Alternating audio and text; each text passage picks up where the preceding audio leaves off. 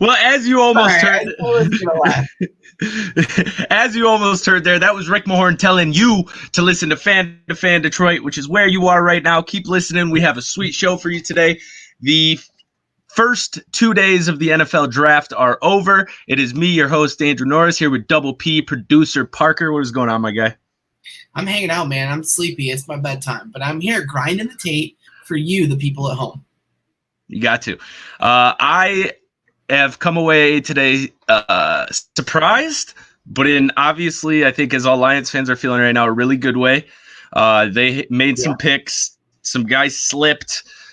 They did really exactly what I think we all wanted them to do, except for the first round trade, which we'll get to a little bit later. But I'm ecstatic. I got myself some Jameson and Coke. I'm having a drink to celebrate those first 3 rounds. Bob Quinn, bravo. I'm having a stiff water. Ooh, well, careful with that. Don't have too much. Whew. This strong stuff. So just a quick recap for everybody. These were the Lions picks over the last 2 days. We had Okudah at number 3. Great. DeAndre Swift, running back from Georgia, at number 35. Julian Okura, the brother of Romeo Okura, one of the Lions' current DNs, at pick 67. Jonah Jackson, the guard that was just making holes for J.K. Dobbins the last couple years out of Ohio State, at 75, which they traded for. And let's start with Okudah. Obviously, the ideal situation would have been to be able to trade back with Miami, to trade back with the Chargers, to add an extra first-round pick or add an extra second, and then draft Okudah, which you would have been able to get there. But we found out pretty quickly after the Lions made this pick, as the Twitterverse was just going insane. And I'll just actually read it for you here. From Adam Schefter. In the end, neither Miami nor the Chargers nor any other team ever made an offer to move up to Detroit's or the New York Giants spots, per league sources. The Dolphins and Chargers were content to stay where they were and pick. And that helps explain why first trade at 13. And that makes perfect sense to me. We have been hearing for the last 2 months that the Chargers love Herbert. They're okay with Herbert. He's a West Coast kid. So they knew he was going to be there. And then if Miami has nobody to compete with for that number 3 pick, or for Tua specifically, then there's no reason for him to make a trade. I've been on this. Bob Quinn has to convince Miami he's going to take Tua if they don't trade up for him.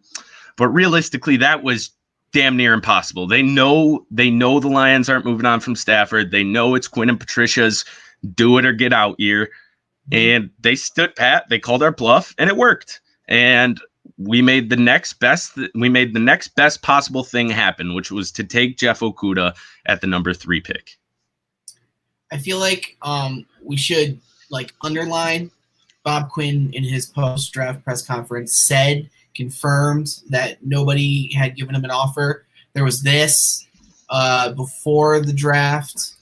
Before the draft, there were a bunch of scuttlebutt Detroit trade rumors. 5 minutes before the draft, the Giants decided they wanted to trade down too, and it just didn't seem like anybody was really that interested, or at least willing to give up what everybody was hoping that the Lions would pick up from this 2 first-round picks.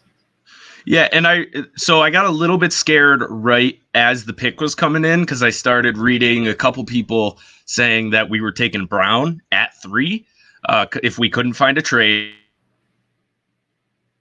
So that got me a little bit nervous, even though I think Derek Brown's going to be really good. I just think Jeff Okudah has a chance to be like a generational type of corner in this league. But they didn't screw it up. And I know it's a very sad reality in Detroit sports, and more specifically with the Lions, that we have to sit here and be excited that a team that only 2 players got picked before didn't screw up their pick. But this is the first time in 3-4 years we've had something to really be excited about with the Lions. And I know it's our Super Bowl, but guess what we did today? We won our Super Bowl. And that's a step. Really, okay. It's a step in the right direction. And we've been dealing with steps since before I was born. We've been dealing with steps in the right direction and never been able to keep taking those steps. But I absolutely love this pick. I think he goes perfect with Trufant. He fits perfect in the scheme. It's the flawless corner for Matt Patricia. And bold prediction right here, right now, in the next few years, he'll be better than Darius Slay ever was. Ooh.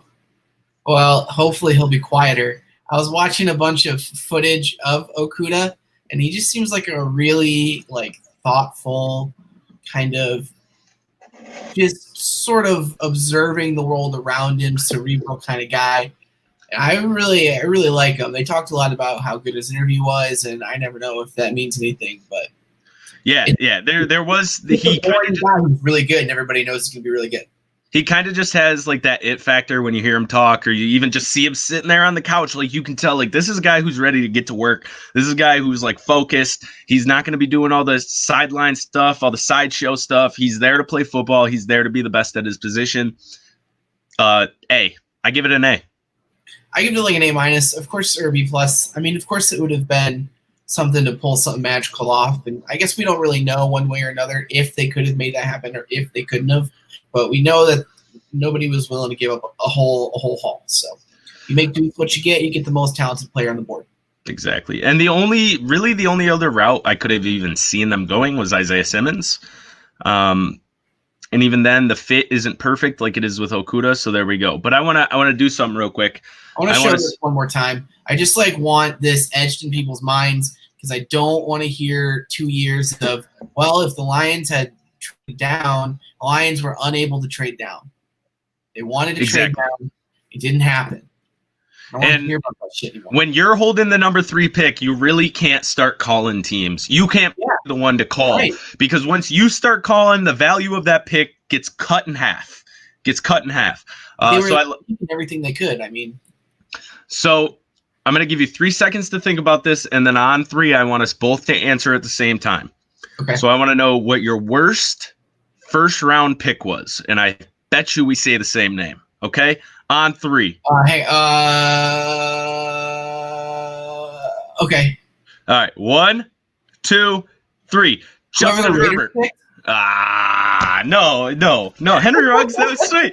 It's Justin Herbert. It probably was Justin Herbert. It's the 6'6", goofy West Coast surfboarding looking dude that can't throw the ball within a 5-foot radius. He can throw the ball 80 yards downfield, but it might end up 20 yards to your right. This is a guy that should have been tearing apart the Pac-12 for 4 years. And he was good. He had like 32 touchdowns and 6 picks last year. But he wasn't the 6th pick in the draft good. The Pac-12 is a joke when it comes to defense. That Oregon offense should have been putting up 50 a game. I think that's just where we are in football now. The best 3 quarterbacks are going to get taken in the first round, no matter how good or bad they are. They're just going. Best quarterbacks going, top 10 every time. I saw something interesting today.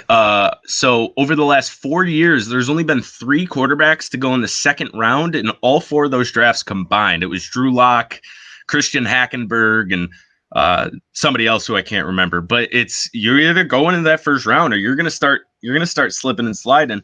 And we saw 4 go in the first round, and we didn't see one again until Jalen Hurts. Oh, Jalen Hurts was the third one. But so we're starting right as it's finishing up. I don't think any other quarterbacks got drafted. Yeah, neither do I. I think the best pick of the first round was Jerry Jeudy to the Broncos at 15.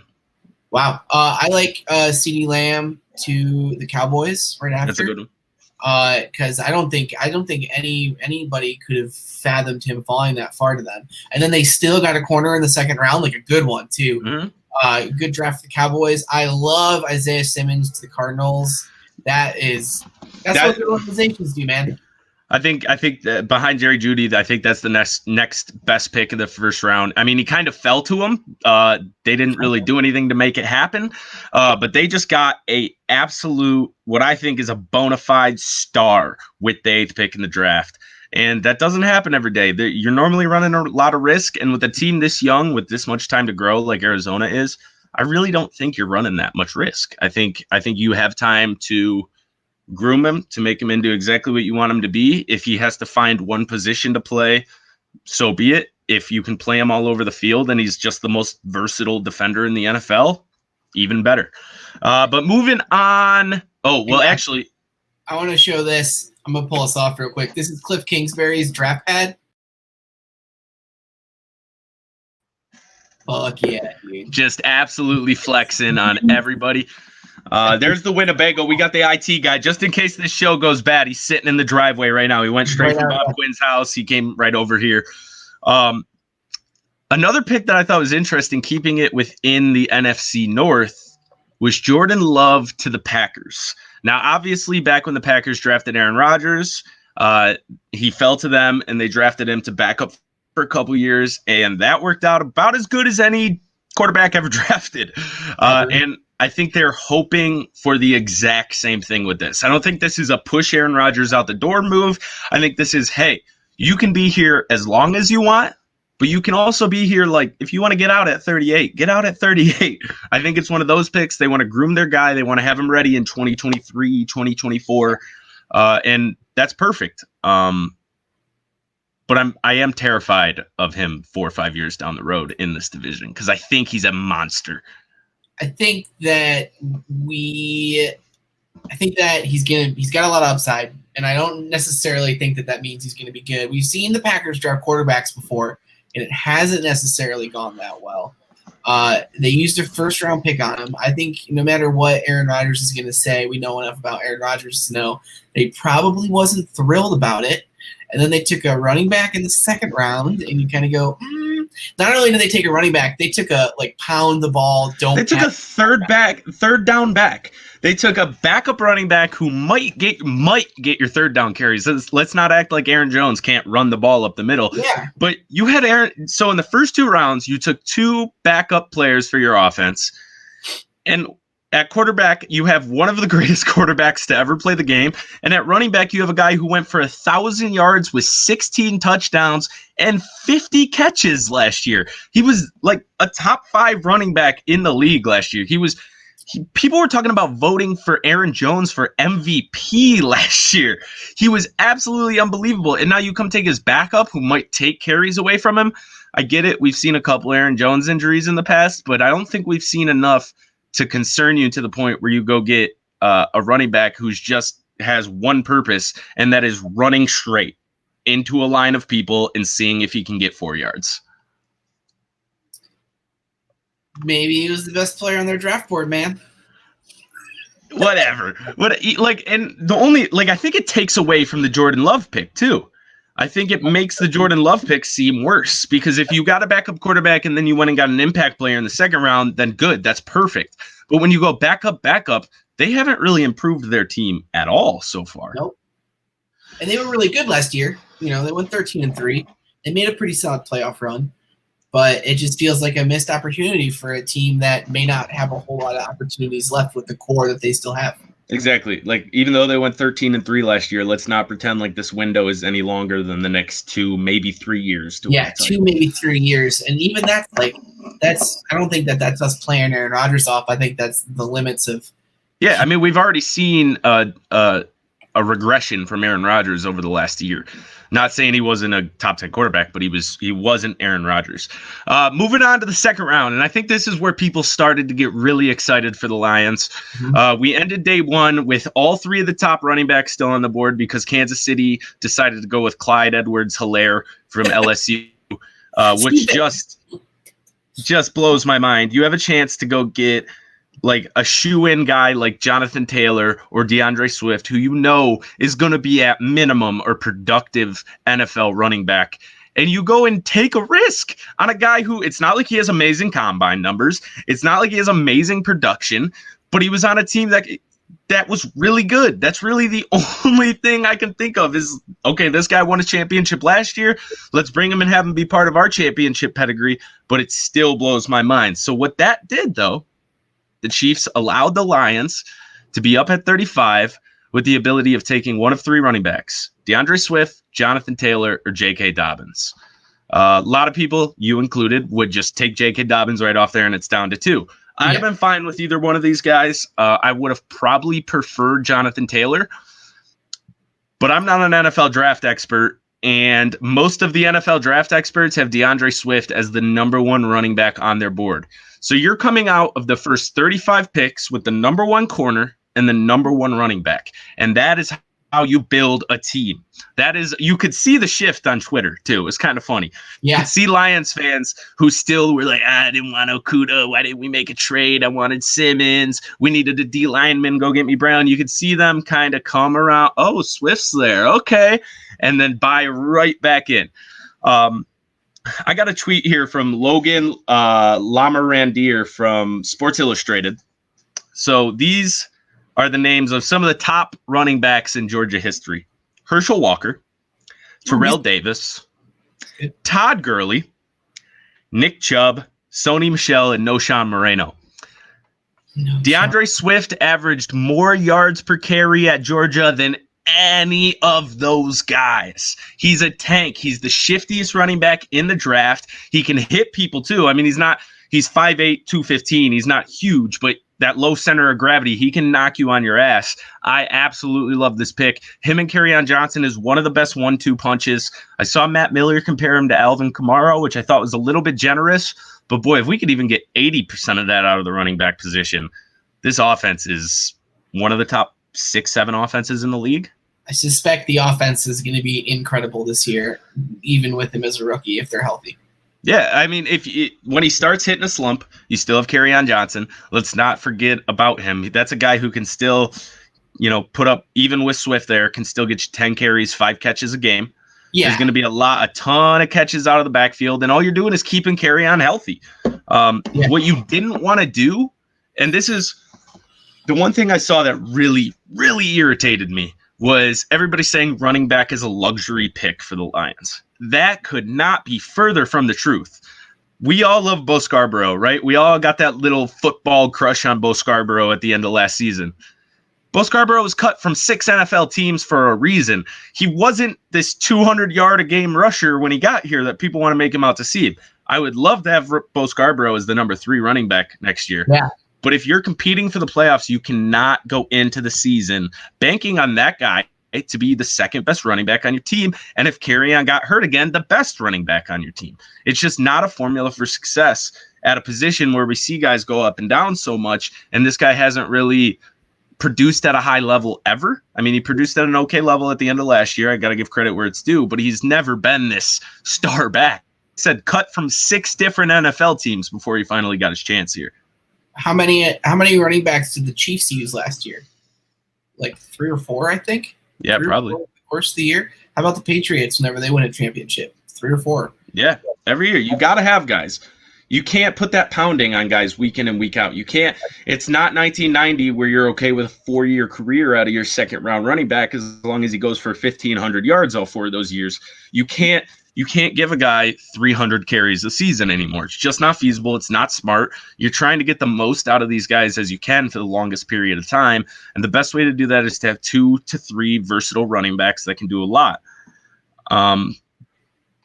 Now, the other thing I really like about Swift over Taylor is the fact that Jonathan Taylor had 500 more college carries than DeAndre Swift.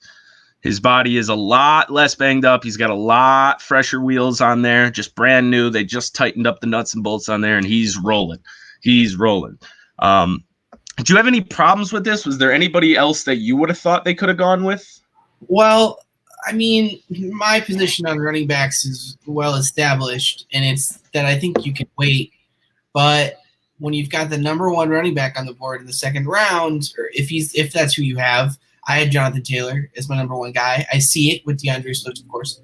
I think you got to make the pick. You got to draft the best player available, and that's what everybody who's good at the draft says. That's what all the draft people say. You take the best player available. You don't draft for fit. Basketball, football, it's all the same. And I don't know. There were a bunch of really good defensive players on the board. I don't know if we need Xavier McKinney, but certainly a guy where even at 35, like that's a pretty good value pick. Yeah, and I think what it came down to with Xavier McKinney was even if he reaches his ceiling as a rookie, which is like a good player, how much better than Will Harris is that? How much better than Tracy Walker is that? And I don't think it's much. Maybe in the long run, you have a guy whose ceiling is super high, but you got the same thing with DeAndre Swift, except I think you have a higher chance for immediate impact. And a bigger impact, really. If we get a guy who can run for 1,200 yards, once he hits his prime and grab 40, 50 catches, that's exactly what this team needs. That's exactly what this team's needed for 20 years. I think we have one of the scariest running back rooms in the division, probably in the conference. I mean, who else? What other team in the NFC North has a better running back situation than us now? Yeah, I mean, Vikings obviously at the top have Dalvin Cook, but the depth isn't there. Dude, here's a big Dalvin Cook regression year is coming. It's coming. There's no way. I'm staying away from him on fantasy football, but Yes. that's a whole other. We'll trust me. Tune in 3 months, and we will have all those answers for you as well. I thought the best pick of the second round, though, was another running back. I thought it was J.K. Dobbins at 55 to the Ravens. I do not agree with that. So I'm not going to bank on Mark Ingram continuing to be able to carry the ball 20 times a game for, what are we, 7-8 years into his career now? And you might have just got, wait for it, Emmitt Smith 2.0. I think the rich just got richer with the Ravens. I think that was the absolute easiest, best pick in the second round. Do you have one? Do you have one off the top of your head? I really liked the Bills taking Ebenezer. Yes. I thought that was a really good pick at 41. I really liked that pick. It made me sad. I was really hoping he was going to fall to us at 67. I knew it would, every pick, I knew he was the guy who was coming next. But, boy, that would have made this draft something. But at 67. I like T. Higgins to the Bengals. Yeah, let's talk about that for a second. The Bengals just did exactly what they needed to do. They took Joe Burrow first overall. Obvious. That was obvious. You got to do that. A.J. Green's coming back. And now you just added another young receiver to go with Joe Burrow for just this easy, smooth transition into the NFL. It looks like he's going to have. He's got Joe Mixon carrying the ball. He's got A.J. Green and T. Higgins outside. He's got options. The pressure isn't going to be as high on Joe Burrow, I feel, as it is on most number one quarterbacks. When you're going number one, you're normally going into a situation like where Miami was last year, where's the talent? There's no talent around me, which I think always makes it hard for us to get a true read on how good those guys are the first couple of years. But I think that Bengals offense has a chance to be top 10 in the league next year. It's going to be scary. I also really like Gross Matos to the Panthers at 38. Good pick. All those guys at the end just started falling, and they all became steals. Because I don't think they fell because of ability or because of any personal problems. I think they fell because of team needs. And I think that really helped out the teams at the end of the second round, at the beginning of the third, who really needed those ends. As you saw, they kind of flew off the board there pretty quick once they started to go. But that brings me to the Lions' next pick at 67. And this is where I just bought all the way in. I was like, okay, Bob Quinn, you have once again re-earned my trust. Me and you have been on the bandwagon for a while that Bob Quinn's not that bad of a drafter. He really isn't. He's totally fine. He's totally fine. He could improve in the first 2 rounds for sure. He could, we need a star here. Yeah. But rounds 3 through 7, he's about as good as it gets. Most of those guys that he's drafted since he got here in rounds 3 through 7 are still on the roster, which is rare, especially if you go compare that to the Mayhew era, where in the 2013 or 2012 draft, by 2014, we had none of those guys on the roster, including the first and second rounders. So it is, like I said, it's a step in the right direction. You might be, stepping from having your foot in shit to having your foot in a smaller pile of shit, but it's a step in the right direction. So Julian Okura is at 67. You got your edge rusher, a guy who we talked about the Lions drafting in the first round if they made the trade with Miami and moved back to 26. So this is 41 picks later, and the Lions were still able to grab Julian Okura, fill up that other end. Like I said, put him next to his brother. I'm sure they're going to be roommates. Romeo actually said he was charging him his whole signing bonus for rent. That's funny. But this to me is the pick that makes you go, okay, maybe Bob Quinn's not an idiot.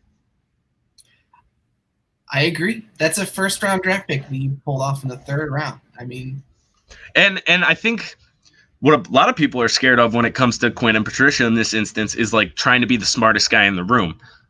This was not one of those moves, and none of these moves were those moves. This is obvious. This is the pick to make. and they made it. They didn't overthink it. They didn't try to do something crazy because it's their last year as coach and GM potentially. They just made the right pick for not only the present but for the future. And I think Julian Okura is going to be the steal of the third round. I really do. Make sure I want to run through this third round real quick, see if there's anything else I like on here. It certainly looks like it. I like the Cardinals had freaking Josh Jones at 72. Yeah.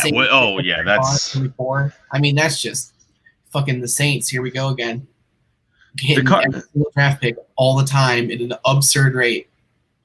Yeah, the Cardinals came out of this draft with Isaiah Simmons, Josh Jones. Those are two guys we talked about potentially going in the top 12 of this draft. And their second round was DeAndre Hopkins and not Johnson's contract. Yeah, wow. All right, I'm going to pronounce this now. We're going to talk about it at the end of the show. Cardinals are the winners of this draft. Cardinals are the winners. There's no debate to be had there. That's the winners of this draft. And also, this is where Cliff Kingsbury lives, and that's not fair either. Yeah, I also live there. You live there? Yeah, he invited me out, and I was just like, I'm going to stay. One thing that I do like, I don't know if you can see it, but if you look below me, like right here, you can see that Cliff Kingsbury is doing the classic cool guy, nice shoes, no socks move, and I really respect that. I really respect him going. Dude, that picture back to the bagel. just like you know when he was like, all right, how are we gonna set up this? Everybody as jealous of me, want me, but they don't have what I have.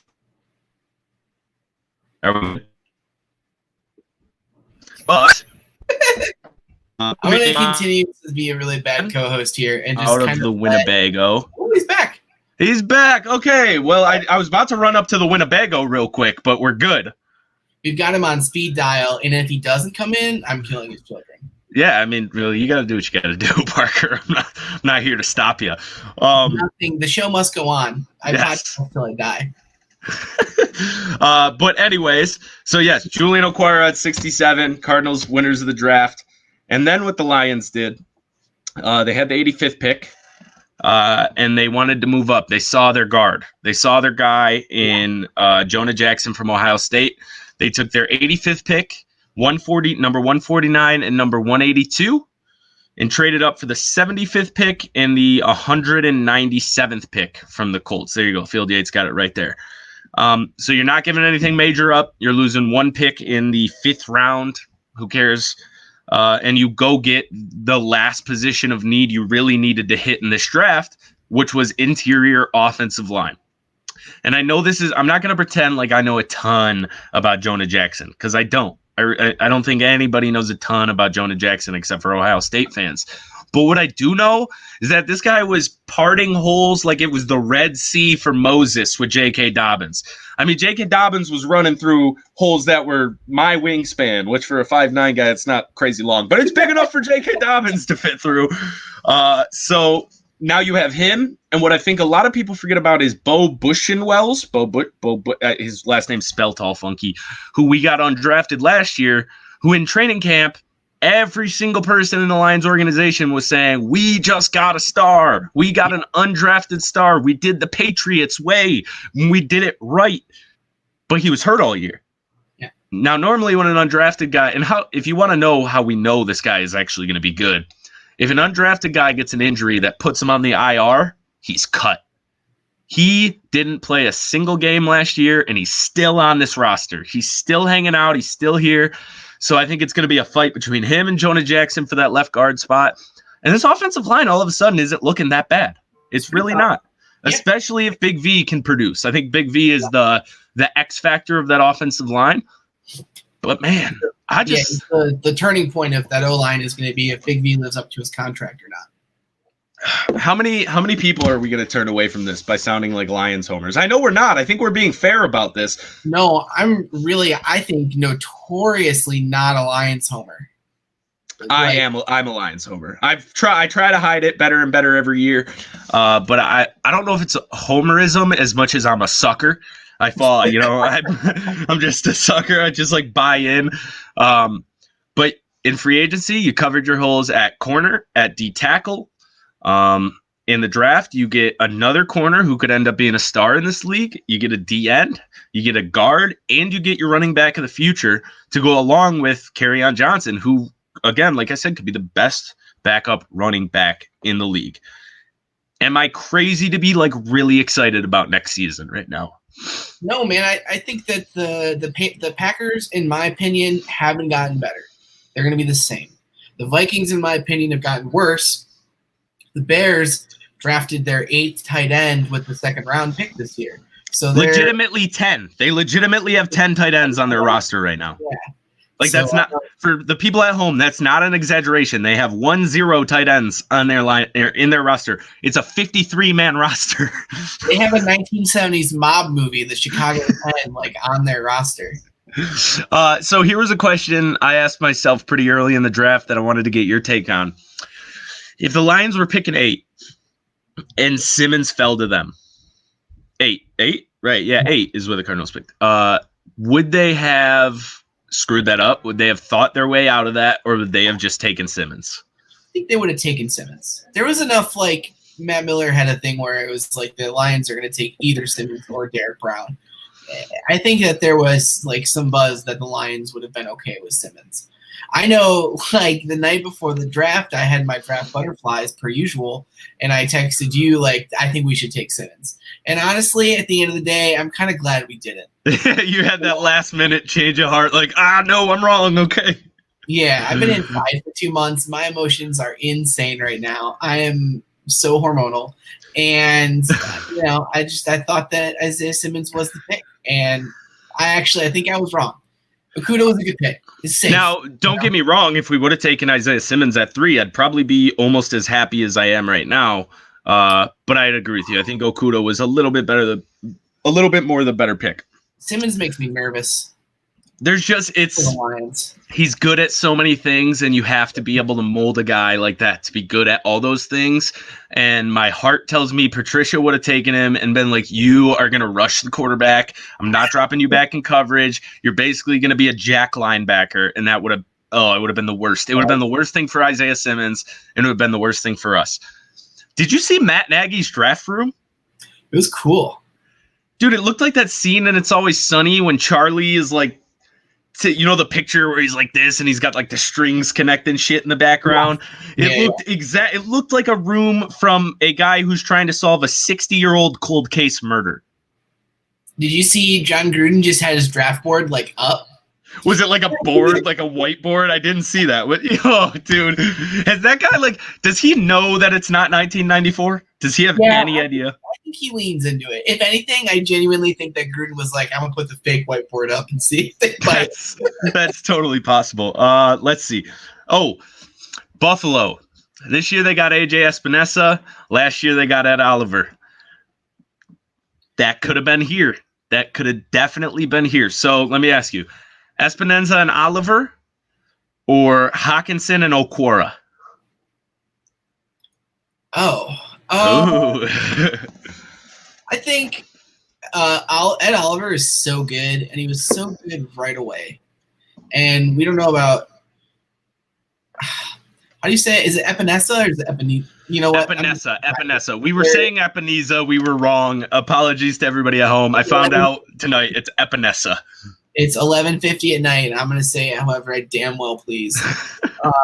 Epinesa was definitely a guy who slid. Definitely got taken at below what his value point, in my opinion, would have been. I think I'd take Oliver and Epinesa, honestly. I mean, I love Hawk, but Oliver's like the kind of guy who changes your franchise. Yeah, I feel the same way. And it's not by much. I'm still 100% bought into the fact that Hawkinson is going to be one of the Kelseys, one of the Kittles, one of the Gronks, one of those guys. I'm 100% still bought into that.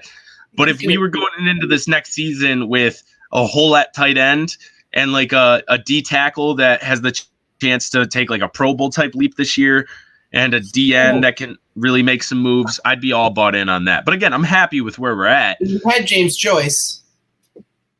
What was that? Joyce. The tight end that we picked up from the Steelers. Jesse James. James. Sorry. You're thinking Jim Joyce. You're thinking Jim Joyce, the guy who blew the Armando Galarraga perfect game. That's a good pickup. People should be impressed by that. Armando Galarraga. I don't even remember what I was saying anymore else. We would have had tight ends, We had your boy,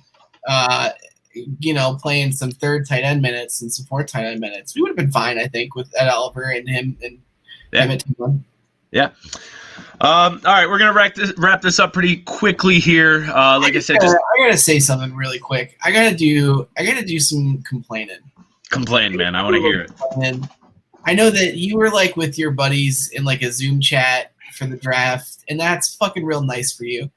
But some of us like aren't so fucking lucky. So popular. I think you meant to say popular. Whatever. So I had to watch the draft on television, and I gotta say, man, with the sound on, it was grueling. It was a hard watch. It was genuinely, in my opinion, almost unwatchable. It was a pander fest. It made me feel bad. Here's my impression of them talking about like 40% of the football prospects. He's a game wrecker. He goes side to side. He plays 3 positions. He's all over the field. And when he was 14, his mother died in a hot air balloon accident. And it's like, dude, can we just talk about football? Just skip it. Just skip the death. Did you see the one? I spent 50% of my days like in a glaze thinking about coronavirus and like how it's affecting my daily life and what I need to be doing to not die and what I need to be doing to like feel like I'm going throughout my day and accomplishing things. I can't watch football for 5 minutes without we here at Bud Light appreciate our frontline workers. I get that they appreciate them, and I, of course, appreciate them too because I'm not a fucking monster. But you don't need to spend $100,000 in ad revenue to pretend like you're not doing an ad. Why don't you send some sandwiches to some people or something?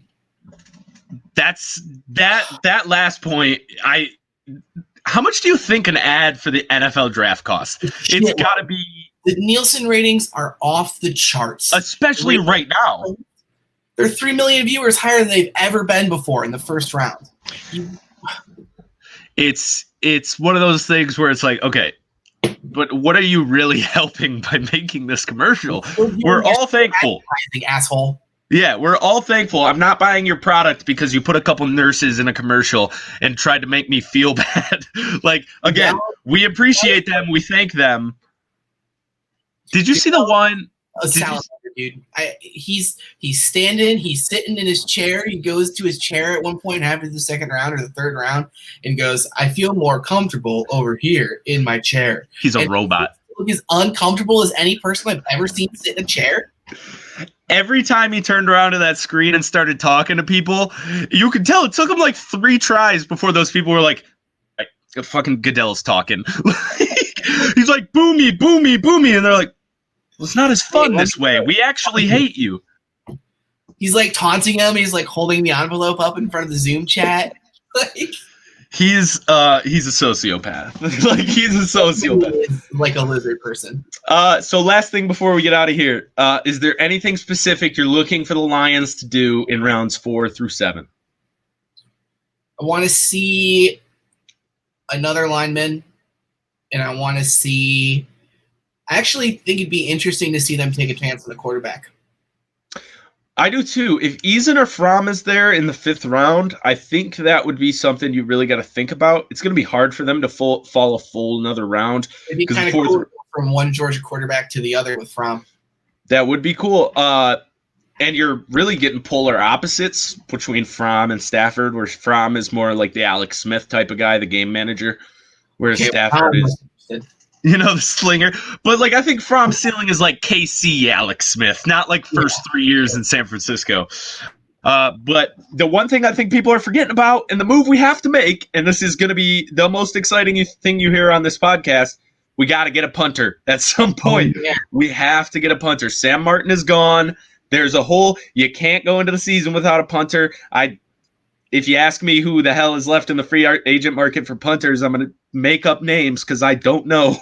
But you got to get a punter in the 6th or the 7th round. And I know that's not flashy, but you got to do it. There's supposedly some kid in the draft this year who's a punter who's like the best punter in the history of punters. If that is true, I'm not exaggerating. And I might go on a little rant here. I'm not exaggerating. If that's true, I'll take him in the 4th round. Punting is the most hey, punting is the most underrated part of a football game. Okay, when Sam Martin was on, he could change a game. If you're talking about a guy who's going to pin you on the 6-yard line instead of a guy who's going to kick it into the end zone and get you an extra 14 yards, that's huge. That's the difference between being on the 50 at the end of a drive for a 67-yard field goal or being on the 36 at the end of the drive for a 53-yard field goal. Punters are important. They can change the entire tide of a game. They can change everything about a game. You have to own field position in the NFL, especially modern day when nobody can stop anybody. They did the stupid ass thing of getting rid of Sam Martin, so now you replace him. And if this guy's like the sweetest punter ever, I'm not fucking around. I'll take him in the 4th round. To me, taking a punter in the 4th round is like folding before they bet on the flop in poker. Like, why would you? I do that too. Oh, before they bet? Okay, never mind. Before they bet? So you're betting on, you're folding on a check? Yeah, well, that's silly. 7 offsuit, and you're like, nah.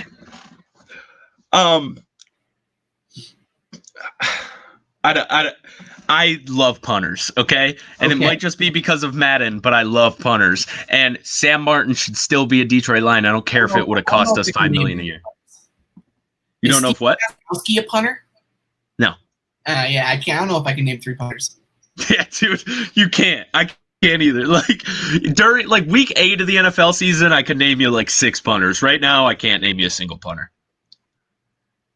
Anything else that stood out to you big time from this draft?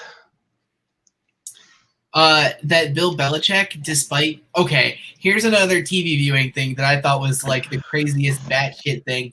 Every time I saw, and I get why they do this, but the GM with his kids, and his kids are standing there like this, over his shoulder, still. Like the awkward 13-year-old stance where they don't know what to do with their shoulders. Why are you there? I mean, it's cool that you're invited in there, and I'd want to be in there, but I don't need to pretend. I don't want to think for even 1 second that Bob Quinn's son is taking draft, is advising us on the draft. Okay. So that was something that I found weird, okay? So I noticed this 10 picks into the draft when you're getting these GMs who make the pick and then they go over to their family and they hug them and this tight bear hug. And I'm sitting there, I'm like, why? And then I thought about it, I was like, whoa, these GMs are in a position where this pick could determine if they keep making millions of dollars or if they got to go get some normal ass job a couple years down the road. This is their livelihood. And it was really those first couple times I saw it, I was like, okay, guys, calm down. You made a draft pick. But then after that, I was watching it. And I'm like, damn, this is a moment. This is the moment they're going to look back on 5 years from now and say, this got me. This is why I'm still here, or this is why I'm gone. Those first round picks are huge to these guys, and you can see the weight just floating off their shoulders as they make the pick. Every round, a little bit less scrunch in their shoulders, just a little bit lower every time. Watching Pete Carroll after all these years, fist pump when he overdrafts a lineman in the 2nd round was really cathartic. It's oh, Pete Carroll still loves this. Yeah, dude.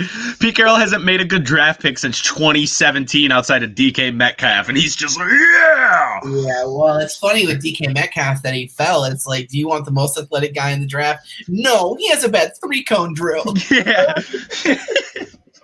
NFL people, man. Always looking, just the biggest nitpickers. I swear they could get an NFL draft with 100% accuracy if you just took out football guys from the NFL. There's a really cool clip that people should watch because everything is, I'm assuming, on Zoom or something. There's the actual phone call recording of Okuda being drafted by the Lions is online. It's on the Detroit Lions Twitter page. And I didn't have time to get it up on here to like upload the video to play it. But it's really cool. It's like 2.5 minutes long. And you just hear him talk about like, welcome to the Lions and what that conversation's like. And it's kind of cool. You get to see some cool inside stuff at least, which is nice. But I don't know. And I'll tell you what about that video. Go ahead. I'm surprised how many like NFL draft guys look like they had manufactured their offices like an hour before the draft started. Well, they're actually into my bigger complaint with like all things right now because we're quarantine, and he knows what's coming because he's heard me fucking yell about it. But if I have to watch one more person who considers themselves a professional record a Zoom meeting on a white wall background, I'm gonna crawl through my webcam and paint your wall for you. For everybody at home, so I didn't have a white wall background. Oh man, dude. I had to. I wanted to see your face. Is it defeated? Do I look defeated? You look like you want to kind of come over and punch me, honestly. Doesn't take much, man. I'm just saying, add like a little bit of depth. Add like a painting, like put up a painting somewhere, like even if it wasn't there before. Pretend like you put some lights up there. It takes 2 minutes. It doesn't matter anymore. We're a month away from being done with this. But hopefully, stop making me watch things on white walls, please. Yes, don't do it. Don't do it, anybody. All right, before we get out, You want to let Rick Mahorn take us out of here? Yeah, let Rick Mahorn take us out of here. Everybody, if you want to see that video of Jeff Okudah talking to Matt Patricia and Bob Quinn, follow us at Fan2Fan Detroit. I will retweet it on that channel. Other than that, for producer Parker and for myself, Andrew Norris, this was an awesome draft. It'll be an awesome rounds 4 through 7, hopefully. I'm not 100% sure if we'll see you next week, but we will see you soon. Again, go follow at Fan2Fan Detroit, and we will tell you exactly when the next show is. Wait, why aren't we going to be back next week? I just wasn't 100% sure if we'd have content in 4 days. No way, dude. We'll find a way to talk about like the NHL draft or something for 20 minutes. We can do soccer. Tune in next week for soccer. Soccer and the WNBA draft Tuesday, 6:30. This is Rick Mahorn. Listen to Fan2Fan Detroit on the Planet Ant Podcast Network.